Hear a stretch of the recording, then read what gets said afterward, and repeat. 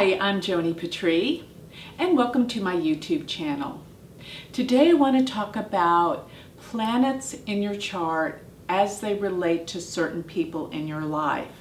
And I call these planets Karakas. Karaka means indicator of something. So there's certain planets that represent people all by themselves, irregardless of how they're placed in your chart.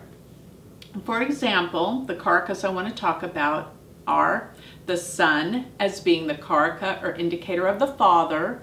The Moon is the Karaka or indicator of the mother.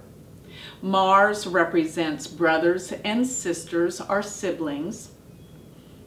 Jupiter represents children. And Venus can represent relationships, and in Vedic astrology it is thought to be the wife in a man's chart. But I think that it really is relative to relationships in male and female's charts. So we're going to look at Venus as the Karaka for relationships, therefore the partner. Now, there are certain houses that represent these people as well, and I want to go through those. For example, the third house is the house for brothers and sisters. The fourth house is the house of the mother. The fifth house is the house of children. The seventh house is the house for relationships and marriage. And the ninth house, not the 10th house, in Vedic astrology is the father. So what I'm talking about today is when you put the Karaka, or the planet that indicates a person, in the house that's relative to the person, then this is way too much energy and it can cause problems for these people in our lives. For example, if you take Mars, Karaka of brothers and sisters, and you put it in the third house of brothers and sisters, there will be issues and problems with the brother or sister. Particularly, most specifically, the youngest one. Because the third house generally is all of our brothers and sisters, but can more specifically denote the youngest one or a younger one. But altogether, it's brothers and sisters. Mars in the third causes problems there. When you put the moon in the fourth house, it can represent an overly sensitive mother. Okay, too much energy, moon in the fourth. But I will add to this, it's kind of an exception to this rule. The moon in the fourth can represent, it has Digbala. Digbala means certain planets get strength in certain houses, and the moon gets Digbala in the fourth house. So it's not totally terrible to have the moon, of course, in the fourth house, but it can represent an overly sensitive mother. Okay, Jupiter in the fifth house, you would think this means many children, but essentially it doesn't. It can be lack of children, so pay attention to that. Venus in the seventh house, you think great, beautiful wife, beautiful relations, but too much energy. This can represent probably that your partner has many people that are attracted to them, or there's just something that's over the top, too much energy that can harm relationships.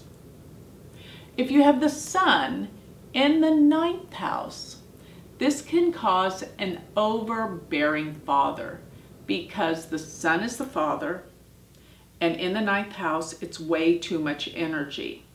So it causes harm or problems in the relationship, or that the father has problems.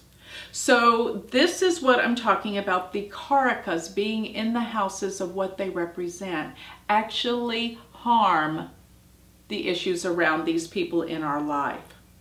Now, another way that you can add to this to get more information to make sure that what you're looking at is correct in this instance is if the planet that is Karaka for these people is debilitated in its debilitation sign, this can cause problems for that person. So if you have Jupiter in Capricorn, it's debilitated and it can cause problems for children. If you have the Sun in Libra, weakness for the father, Okay, Moon in Scorpio, weakness with the mother. Okay, Venus in Virgo, problems around relationships. Mars in Cancer, problems with brothers or sisters. So that's another layer you can add. Furthermore, you'll want to look at where the ruler of each house goes.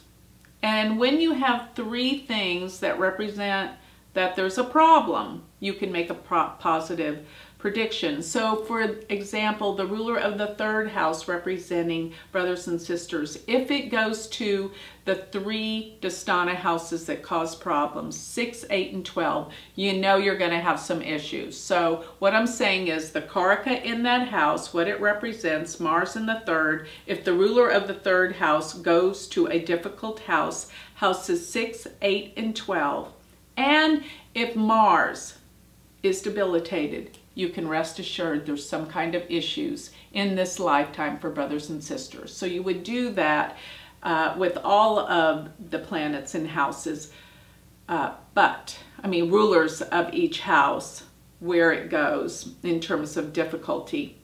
But remember this, my point with this class is to remember that Karakas in their house that they're Karaka of is not a good thing generally, but you have to find other rhyme and reason to back up and support what you're seeing. Okay, so with that, I'd like to close. If you would like more information, you can always go to my website, which is galacticcenter.org. Thank you.